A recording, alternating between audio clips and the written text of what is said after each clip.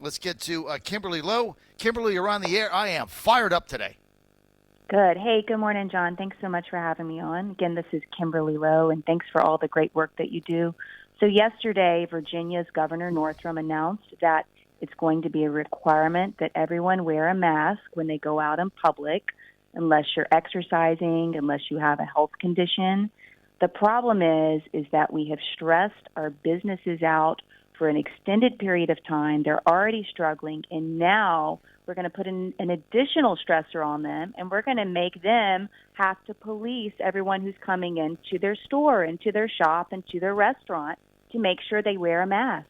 Because if they don't, the Department of Health could come in and they could pull their business license, and they wouldn't be able to operate at all. Why is it that we have a governor that keeps and continues to hurt our small businesses while these big box stores can do whatever they want?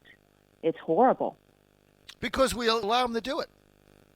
I mean, what was the pushback you got yesterday? He comes on to, first of all, he goes to Virginia Beach, no mask, says, I left it in the car. Like, you're the freaking governor. What do you mean you left it in the car? Are you that moronic? Is your staff that incompetent? Are you all imbeciles? You left it in the car? Like, you're not driving there with your dog in the back seat, dude. You got like 8 people with you. I mean, you left it in the back seat. Okay, hilarious. so he does that, and then there's no pushback. Is there a Republican response? Did you hear anything from Tommy Norman? No. Did you hear anything from Todd Gilbert? No. Did you hear anything from the Republican Party of Virginia? No. Did you hear anything from anybody except you? No.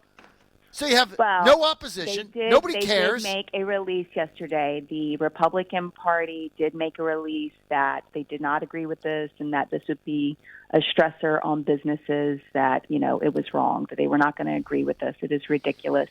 What kind of public What did they do, send a tweet out? Yeah. It was some type of written kind of press release.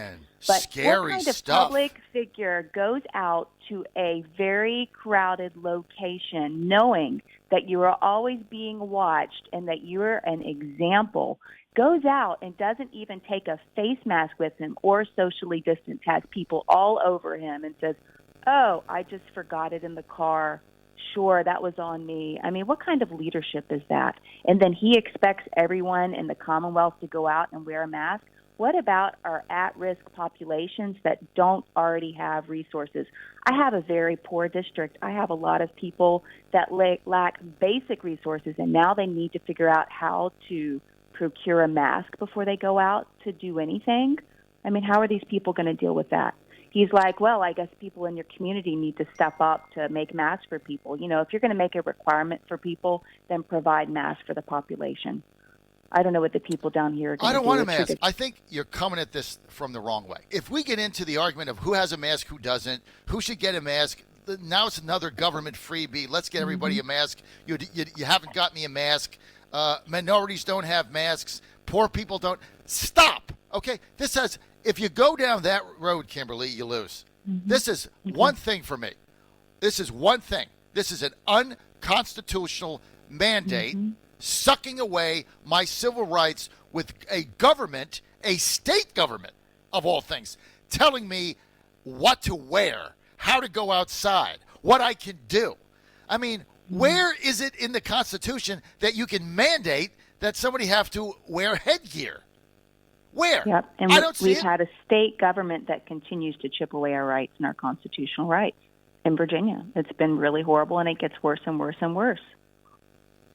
And so my question is, what the hell are you going to do about it? I think most people are not going to wear masks, and I think that it's almost become a party lines issue. I think a lot of people that are falling on the Democrat side are choosing to wear masks and listen to the governor, and I think others are not. And it seems to be a party division, which doesn't make sense at all. What do you think the real objective is? Population control. That's all it is. Falling in line. That's all it is. Submit, comply. Today, masks, tomorrow, guns. And then everything becomes easier when you're disarmed. That's all. Yeah. Vote for us. For the Democrats, what the new normal is? Be dependent on the government. Yeah. That's what all these Democrats that want to extend unemployment through January, which is like insane, because I'm talking to business owners who can't get people back to work. And not only that, they're pitting themselves against their own workers, right? Well, I'd like you to come back to work. Well, I'm making $1,000 a week at home, doing nothing. When I was there, I made $750. Why would I come to work?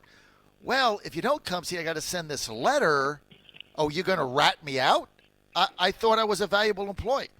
I mean, This is what the government has set up because they want businesses to fail. Don't you get it, Kimberly? If you own a small business, they want you to go bankrupt and get out of their face and go on the food line, and then you'll vote for them. You're not going to vote for them if you own a thriving small business because you hate them because they take things from you. I can tell you what's happened to our local labor workforce in the farming communities. Normally, let's say that you need help in your fields, no matter what type of crop you have, you can normally find local people. But now all the local people who are already low income, who honestly they don't want to have a different lifestyle, now that they've received their stimulus checks, they have not showed up to work on farms. They are nowhere to be found. So now I have a lot of aging farmers that are out there in their fields all alone, having to do all the labor by themselves. It's taking longer. They're not getting up what they want to get up at this time of year. It's caused some real problems. I mean, the labor force has completely dropped off the face of the earth. You can't find them. They're not showing up to work. They're gone. Are you going to fight or not, Kimberly? I'm going to fight.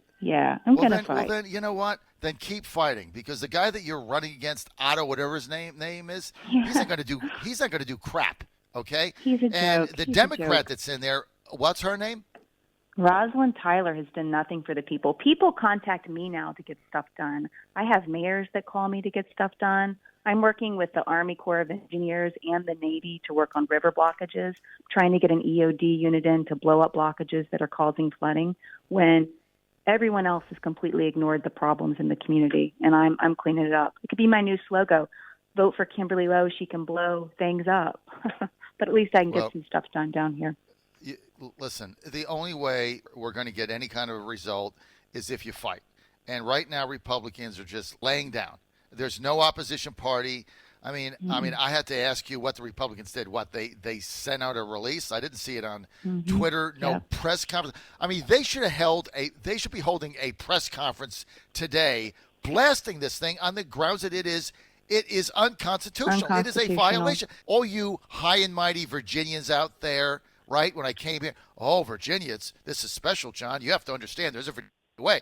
Virginia, long history of freedom. You know, you're from New Jersey, you're from Georgia. You guys don't get it. This is different. We stand up for freedom. You know, Thomas Jefferson, James Madison, this name, that name.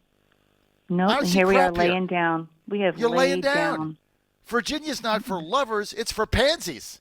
This is the pansy state, as far as I'm concerned. So stop telling me about the history of Virginia. I don't care about your history. All I know is right now, this governor is trampling on all of your rights, and you're just standing around. Not you personally, everybody. What's sad and there's no Republican Party. There's no opposition.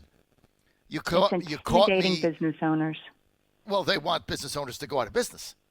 They want to bankrupt them. Don't you get that? If all the small businesses in Virginia went away, they'd pop the champagne because that's their opposition. People that start a business, take a risk, sign the front of a check, take out a loan, work 20 hours a day, don't want a handout. That's their opposition. They got to get rid of us. All right, so tell me, Kimberly Lowe, what are you? I'm going to hold you accountable. You wanted to come on today, you're on. Okay. What are you going to do? I'm not going to wear a mask. I have not worn a mask when I go out. I'm going to continue my life as normal because they've basically stripped any type of way of life away from us in Virginia.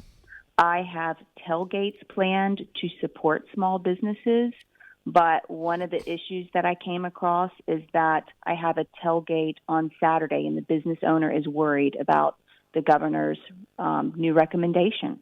She almost didn't even want to have a tailgate to honor her business, to have people come, because she's worried that she's going to have to tell people what they're going to have to do. And that should not be a worry for her. It should have been, okay, we're going to show up at your business, and we're going to show up in droves, and we're going to support you, and we're going to get you back on your feet, and we're going to make sure that other people know about your business so they can come here. So we have tailgates planned every single weekend at small businesses.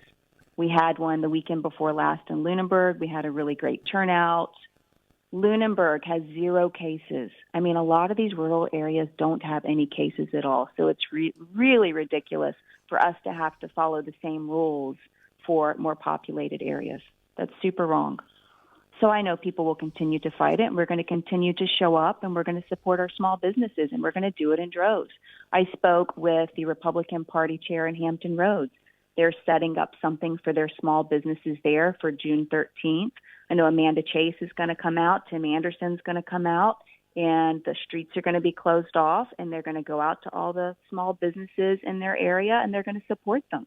They're going to go shop there. They're going to go eat there, and we're not going to stop. That's how we're going to fight back.